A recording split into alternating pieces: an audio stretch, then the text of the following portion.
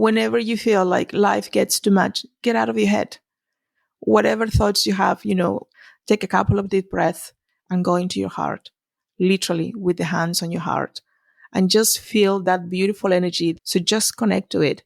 It's the intelligent energy that was created before you came into this human form, and it's powerful. You are listening to Personal Development Mastery, the podcast that empowers you with a simple and consistent actions to take that will help you create a life of purpose and fulfillment. I am your host, Agi Keramidas, and this is episode 440. Have you ever wondered how to navigate life's transitions with serenity? Then this episode is for you. By listening to today's conversation, you will discover practical methods for elevating your vibrational frequency and the importance of that. You will also learn the significant role of soul midwifery in navigating the transition of death with grace and love. And you will also hear about my personal experience with a session of Curate quantum regression and integration therapy that I had with Laura Jacobo, my guest for today. So if you are seeking inspiration and actionable tools on any of these topics, keep listening.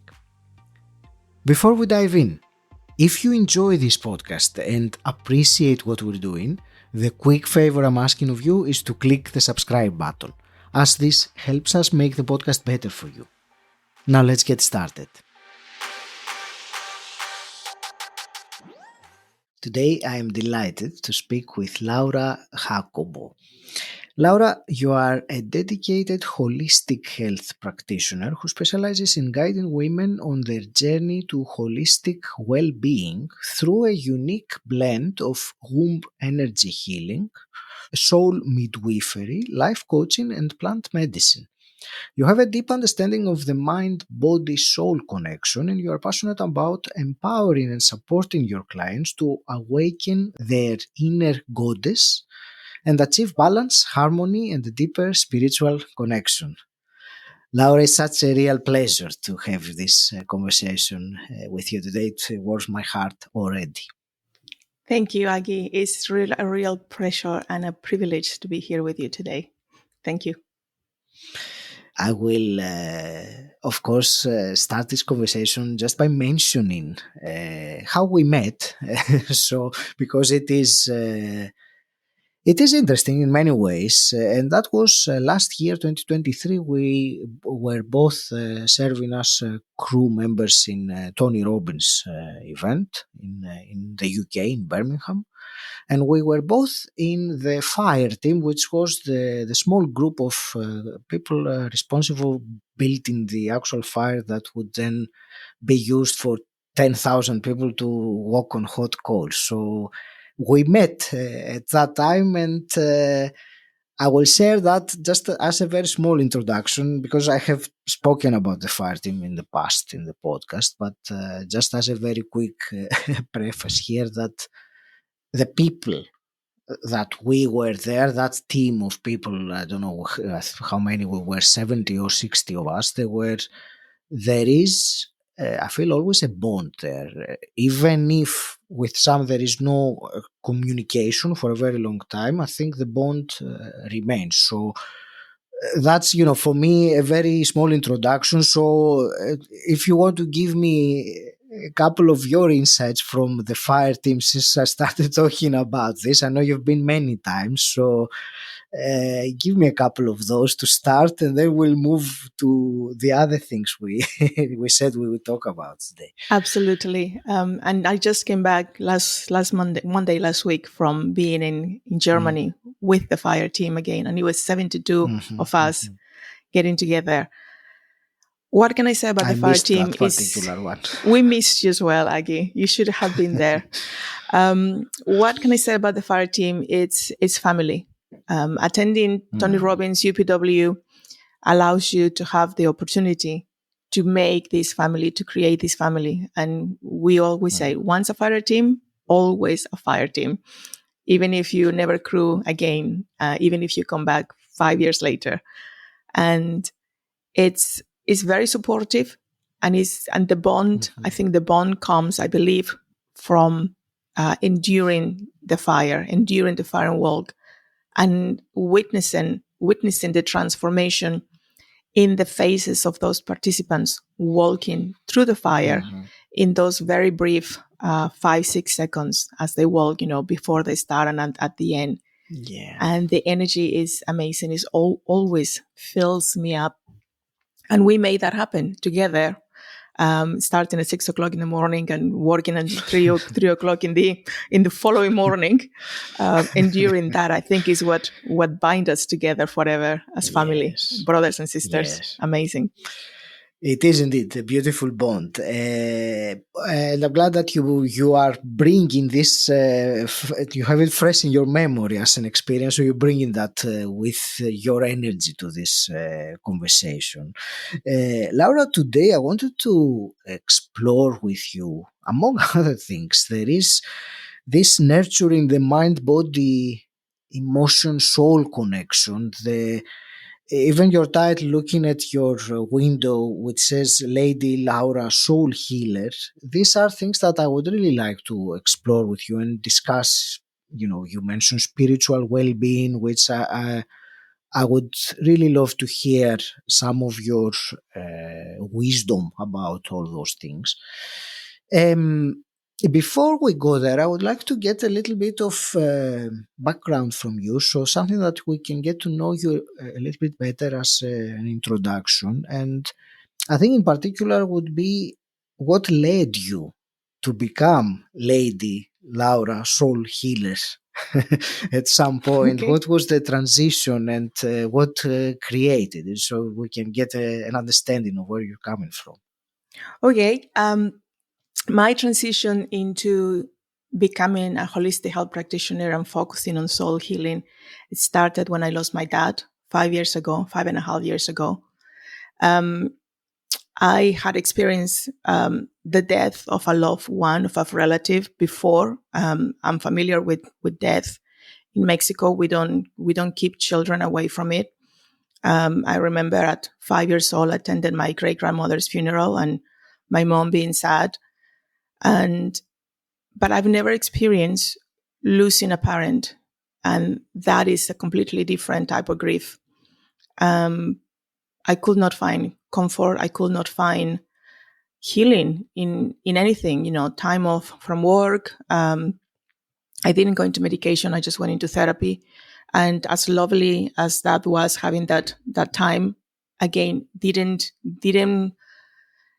allow me to process the grief until I started doing Angelic Reiki sessions for myself. And that was the one thing that brought me the connection, the energy with angels, the soothing, the sacred space. And I just thought, well, if it helps me so much, I can't be the only person who is going through what I'm going through. And from that, I became Angelic Reiki practitioner, parallel to still being in my job. From Angelic Reiki practitioner, I then became a harmony massage therapist. And that was the culmination of the hands-on treatment together with energy healing. And again, that was absolutely amazing. And I continued doing that during lockdown, working from home and seeing the odd client in my spare time. Then coming out of lockdown, I was made redundant one more time, November 2022. And 2023, I thought, okay, let's listen to the universe. I think the messages are getting very loud. I should not be in the corporate world anymore. I'm going to do this full time. And here I am. I'm originally from Mexico. I've been in the UK for 27 years. Again, that's another transition that, it took a lot of courage to leave everything behind and enduring the nostalgia and the mourning of the life that I had in Mexico and adapting to the UK, not just the weather, but the whole lifestyle. And I have written a book about all the challenges that I had to overcome. And The book is called Miracle Mindset, Miracle Women, and it was created by Miracle Mindset, my coach and editor, Adriana Mendez Snowden. And it's the volume 1. So I'm in there if you want to read more about the transition from the UK into the UK from Mexico. Yeah, I find that this transition, having experienced it also myself from Greece to the UK, of course, different circumstances, but still, when you start a different life and everything you knew up to then is left behind, it creates a different character, I think, in in oneself. Laura, I would like to discuss today a bit more, in particular, the term that you use that I will admit it beforehand, I'm not familiar with yet. It's the term you use, soul midwifery. And I would like to ask you, how do you see that? How do you define it, first of all? And what are the, let's say, applications, or in what situations do you use it? Okay. Soul midwifery. And I have to clarify, we're talking about the soul here. A lot of people, when I mention midwifery, they relate it to the word midwife, which is giving birth. Mm-hmm. And this is similar, but it's talking about the soul. So basically, it's our body, our whole body, giving birth to our soul as it transitions out of the body. Soul midwifery is a beautiful thing and a privilege to support people when they are transitioning onto the next stage, which is death. And again, I'm familiar with death. In Mexico, we celebrate the Day of the Death. We believe that our ancestors who have crossover, they can come and spend time with them, preparing their favorite foods on the Day of the Death. But soul midwifery is about supporting somebody in having a good death. We believe that we should all die as if we are living the best time of our life. And the way to do that is to connect to the highest possible energy of unconditional love. To have that at the last minute and for as long as possible before you're about to cross over, then you died as if you are living your best life. And as when you die as surrounded by love, filled with the energy of love, you just go straight into the light. That's what we believe in soul midwifery. And it is a privilege because some people don't know how to die, how to have a good death. Some people are afraid of dying. Some people who are witnessing, like I have had clients, their parents having a slow, painful death. How can I make them more comfortable? How can I bring them comfort? How can I do that? Some of them feel resentful, at the disease that is taking them. And then other people go through the shock like, oh, they just dropped dead. There's nothing I could have done. So it's a privilege supporting people and supporting their loved ones in that transition. It's a privilege to show them this is the kind of things that you can do. So with soul midwifery, we look at same as energy healing. We look at our 5 senses. We look at the things that you smell, the things that you touch, the music that you're listening to, the emotions that you're allowed to feel in those moments as well. And again, it's a lot of forgiveness and a lot of if I don't want to see that person, I'm not going to see that person.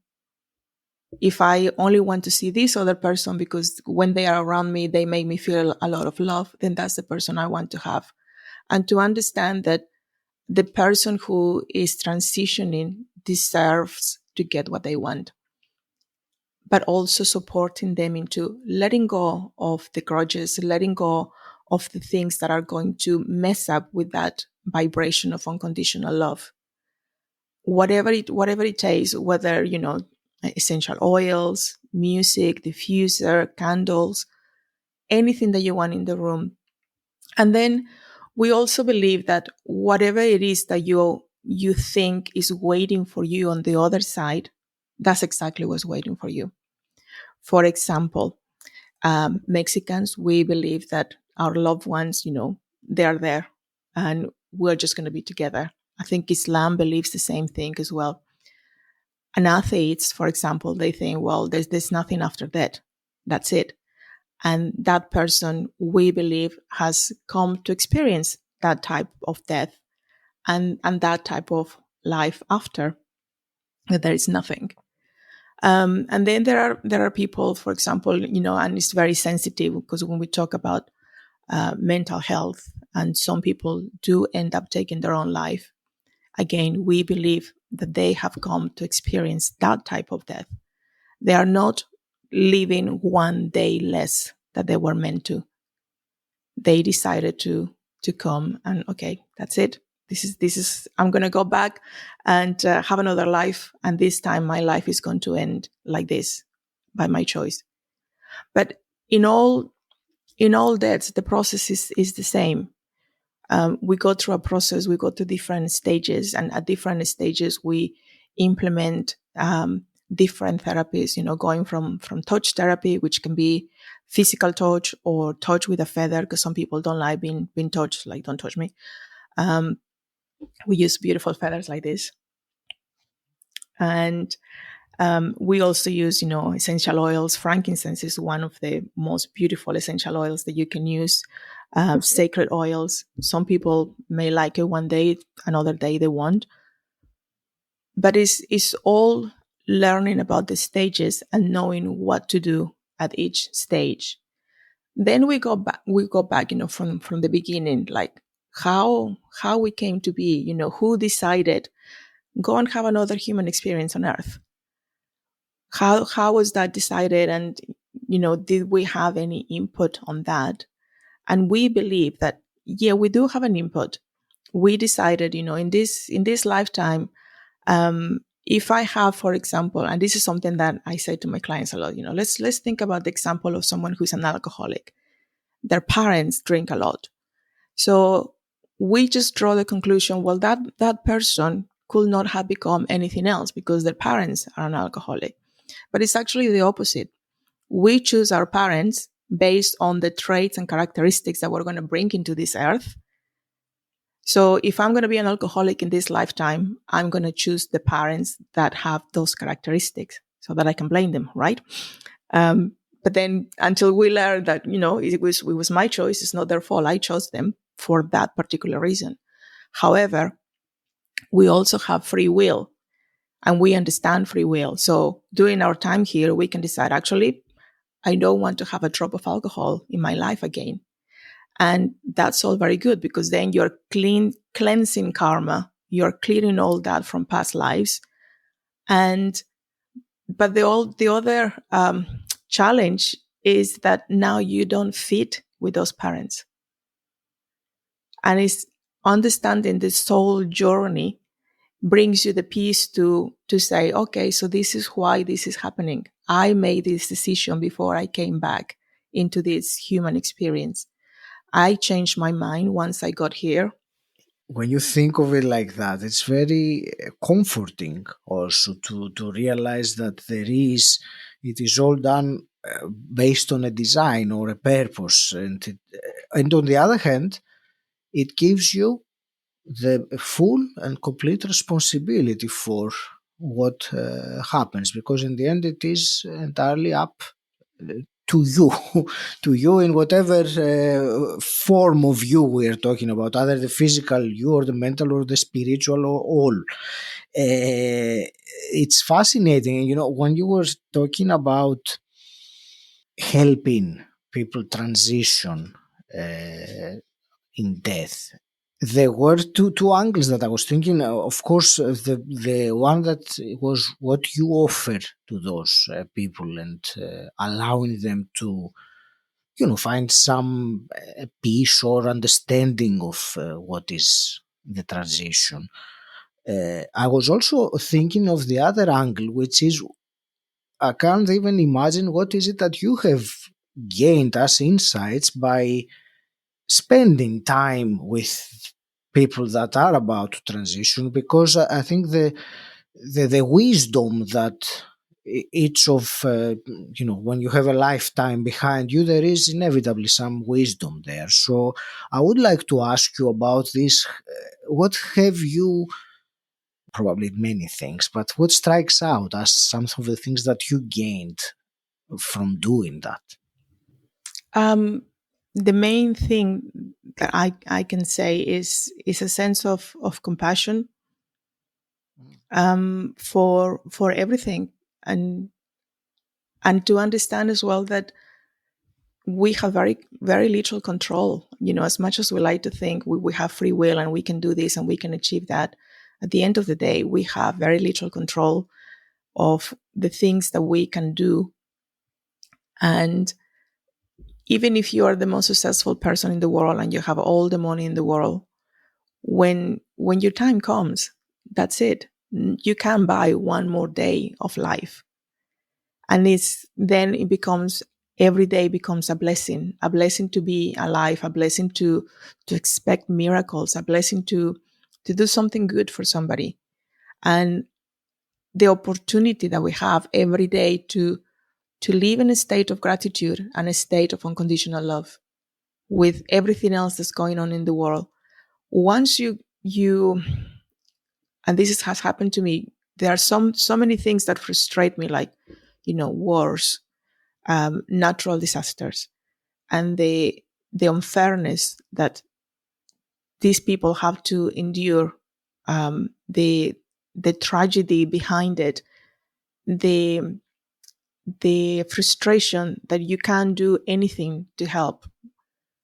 But when you start looking at soul midwifery and you start looking at the soul's journey, you have that inner peace and you become more understanding and more patient of the bigger plan, but also understanding that person losing everything on a hurricane, flooding, or that person losing a child in the middle of war, that's their journey. That's the journey they chose. And all we can do is just send out this energy of unconditional love as much as possible. Just send it out there, because love always wins. And this the only thing that we can actually do is be in control of the vibrational frequency within our energy field. That's as much as we can do.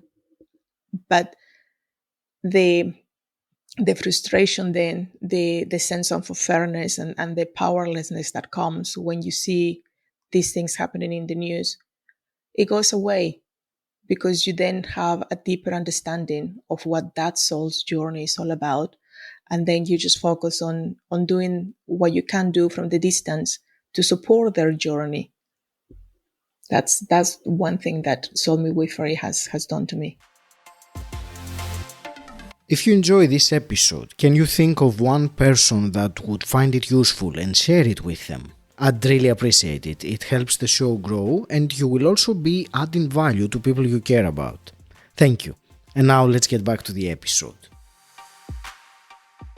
You said that the only thing that we control, I have never heard of it being described as such. I had heard different descriptions, but what you said was that the only thing we control is our vibrational frequency, which is, it's an amazing concept. I really like that, and it is indeed, we have this ability. However, what I would like to ask you is, how, let's say someone listening right now is not sure when Laura says, okay, we have control of our vibrational frequency, so how do I do that? So what would you say to that person? Well, I will say, get rid of the negative emotions within you. And one quick way of getting rid of them is first to acknowledge them. Everything that you feel that is low vibration, whether it's anger, hate, frustration, apathy, procrastination, it's all a low vibrational frequency. But you can't just try to put something on top of that so that you don't feel it, or focus on something else. you have to acknowledge that that is what you're feeling. Because the moment you connect to that emotion, you realize that emotion is giving you a message. Even if the message is just like, don't be like this, don't feel this way. But when you connect to that emotion, then you are able to get it out of your system. I have clients that said to me, oh, I hate my ex, but I don't want to feel this way. I don't want to talk about it. I don't tell anybody because I don't want to feel about it. And I said, okay, but then you should be telling me that you hate your ex, because that's exactly how you feel. You need to honor that emotion. It doesn't mean you're going to do something about the fact that you hate your ex, but by acknowledging that that's the way you feel, and by saying those words, at that moment, that emotion is leaving your body, your energy field. Then there is an empty space.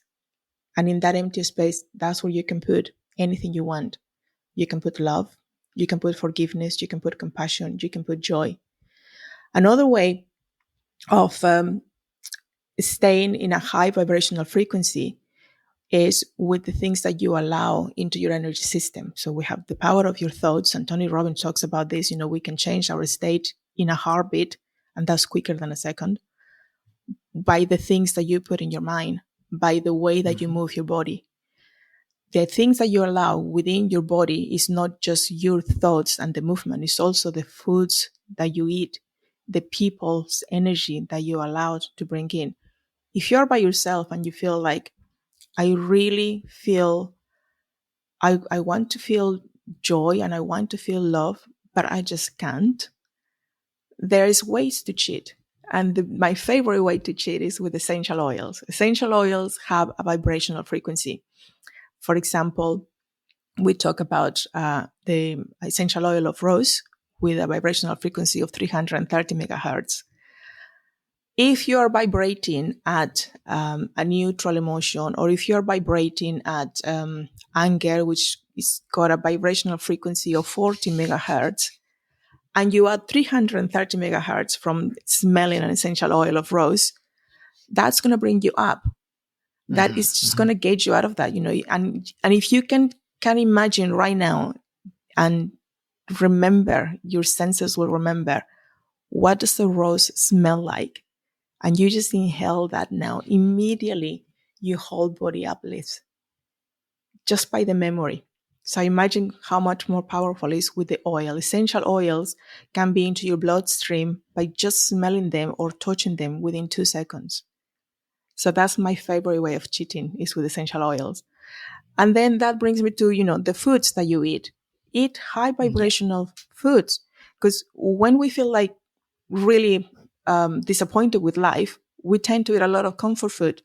But most of the comfort food we eat has low vibrational frequency. The takeaways, the fried food, the pastas, all of that. Again, if you start eating more green foods, your body is going to thank you, but also your energy is going to feel better. That's the quickest way to do it. Thank you for this. This was very helpful, and I like the quick message at the end about the vibration of the foods, especially the comfort foods. That was, I think, a very useful reminder for someone listening. And thanks also for the way you described it as a cheat with essential oils, which is a very a nice, easy way to make things easier for ourselves. So thank you for that. And actually, when you said about imagine that you are the smell of the rose, imagine that you're smelling a rose right now, I did also feel myself that the memory of the smell, and I did feel instantly something changing, something uplifting in my body. So very, very practical, very simple, and very effective. I love this. Yes. These simple things. Laura, I would like also to discuss one more topic with you, and that is the QRIT, the quantum regression and integration therapy that you are a practitioner of. And actually, I had the personal experience a few weeks back when I had a session with you. So I wanted to ask you a few things about this, and I will share my experience in a moment, but I would like to hear from you first. What is it and who is it for, really, so that we can, bring the listener to understand what we're talking about? So we're talking about quantum regression integration therapy, and it's for everybody. And all of the clients I've had, they come for one thing and they get something else completely different, but it is the Okay. one thing they needed. Curate is working on every area of your life, whether it's physical pain, emotional pain, or anything that you think is blocking you from bringing the abundance that you deserve. I do believe that as humans, we came into this world to be abundant and to experience the highest possible form of wealth and love in every area, not just the material things, but more importantly, the connections that we make with other people. And sometimes when our relationships don't go the way we want them, those relationships or the feelings that we have on those relationships create blockages. And Curate can help you to remove those blockages. When you have a dream, like I want to write a book, but the words are just not coming, a Curate session can unblock that. When you have a back pain and you don't know, you can't find anything that's helping with it, we say in Curate with Curate. Because at the end of the day, any physical ailment is a message for you to listen to your body, to listen that there is something there that needs your attention. And once you start listening, you release whatever blockage you have.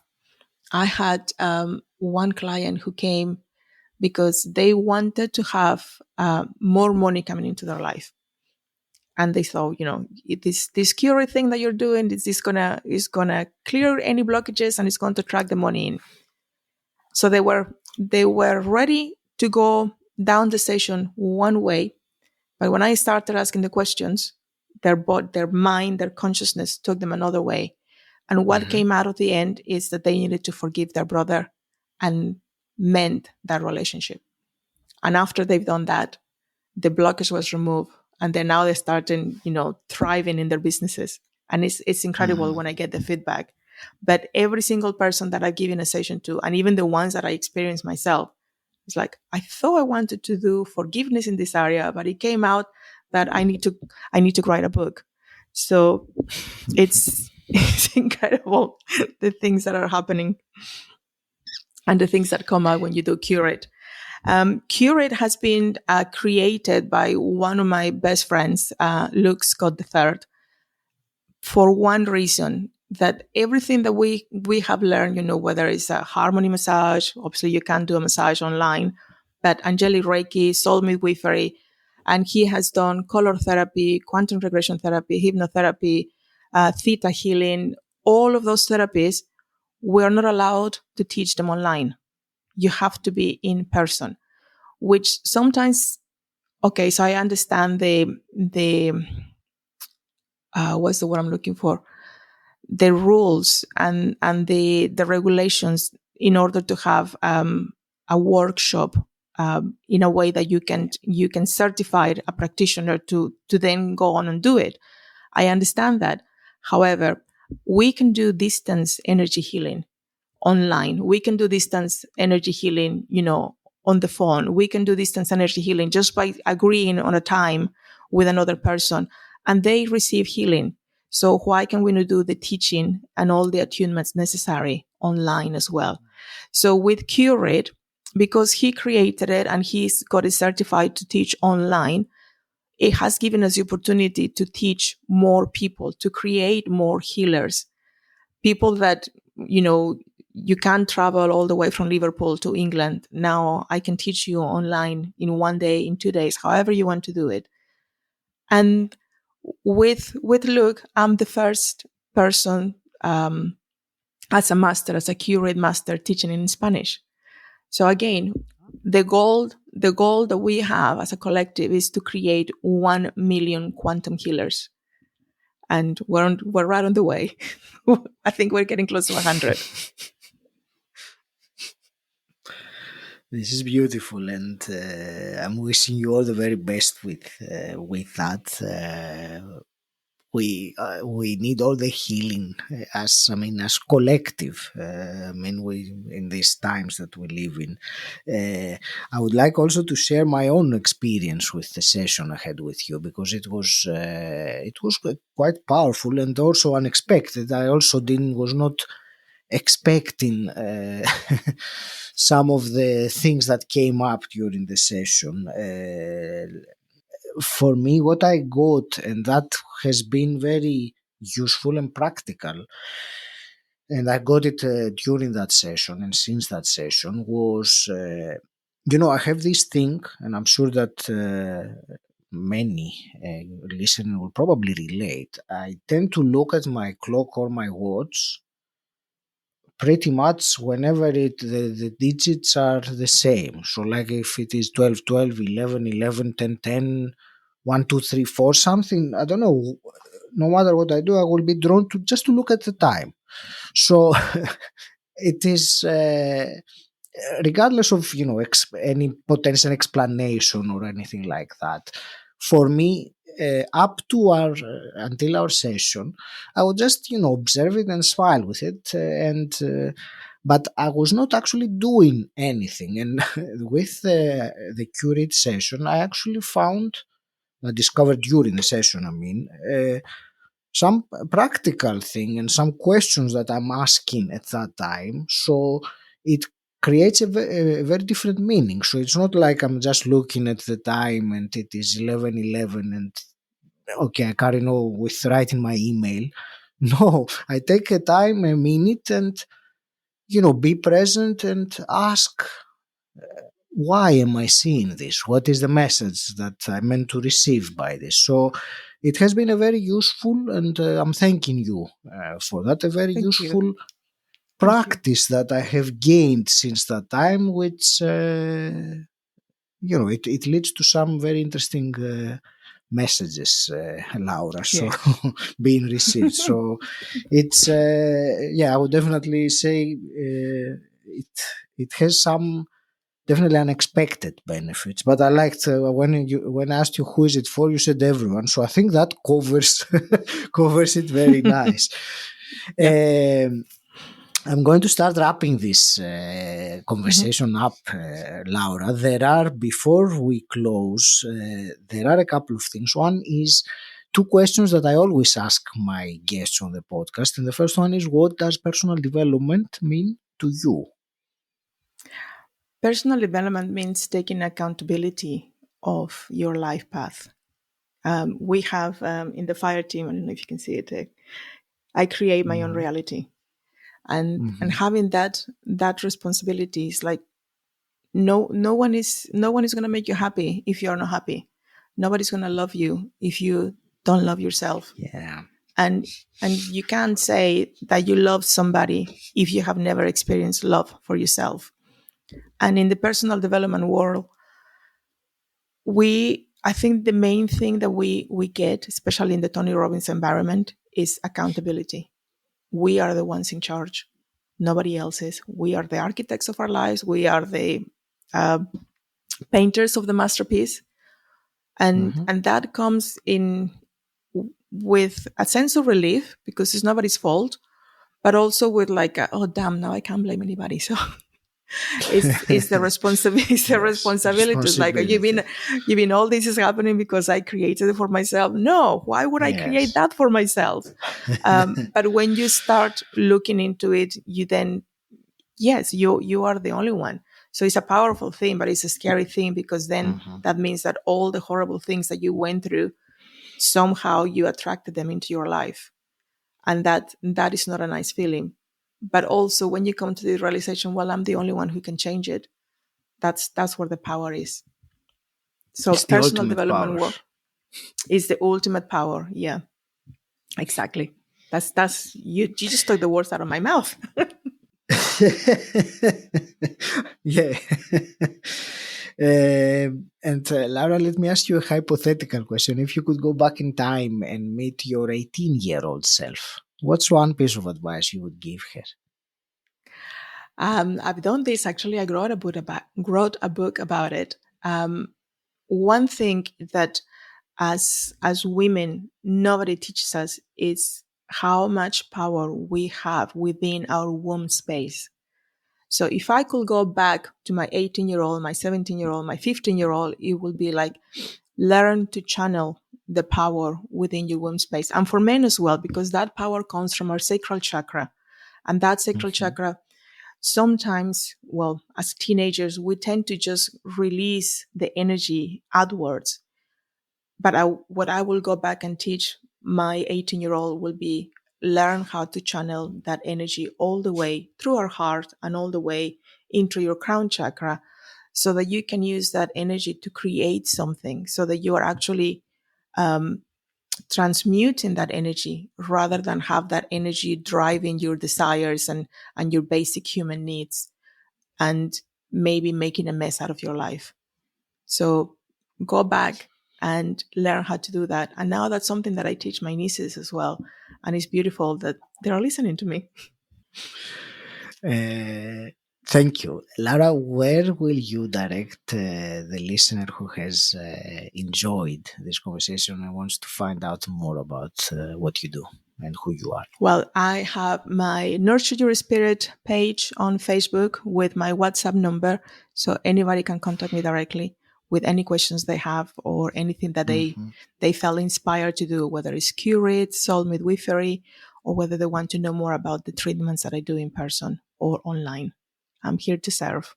And I think, there is that commandment that comes in the spiritual world, love one another the way I love you. When we're serving others, I think that's the way that we love strangers, by serving others.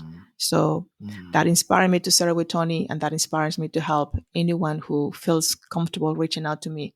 And the one thing I never worry, because people said, "Oh, aren't you worried that everybody has your WhatsApp phone number?" And I said, no, because only the people that need the kind of healing that I can offer will reach out to me, nobody else. So feel free to reach out on my WhatsApp. Just go to Nurture Your Spirit on Facebook. You'll find me there. That's beautiful. Thank you.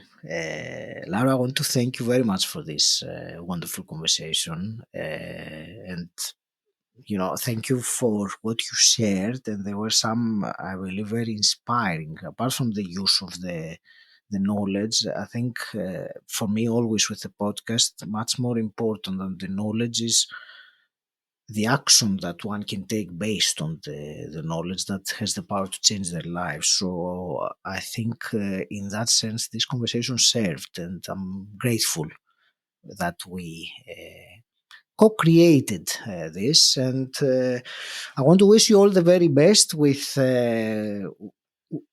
reaching that 1 million people you were saying earlier about the Curate healers. And I also want to thank you as my sister through the fire team, the family of the fire team. I will leave it to you, Laura, for your last parting words. Well, first of all, I hope I will see you next year with the UPW in Germany. I don't think I'll be making it to any of the American ones, but, traveling situations. But hopefully I'll see you and we'll get to serve again. I will say, just whenever anyone who's listening, whenever you feel like life gets too much, get out of your head. Whatever thoughts you have, I know Tony Robbins says we have the power to control our thoughts, but sometimes they are just too overwhelming and they overpower us. So whenever you feel that that's happening, just get out of your head, take a couple of deep breaths and go into your heart, literally with the hands on your heart, and just feel that beautiful energy that, you can think about moving your arm, you can think about picking a cup of tea, and those things will happen. But you can't think, I'm going to make my heart beat, and your heart will beat. And if you don't think about it, it will stop. So that's how powerful that energy is. So just connect to it. It's the intelligent energy that was created before you came into this human form, and it's powerful. So don't let anything overwhelm you, because you're an amazing spiritual being living a human experience. So don't ever forget that you are more spirit and that you are meant to experience everything in this human form. It's a shell, it's a body. So enjoy it while it lasts, and always aim to be at the highest vibration possible. And the best one is unconditional love.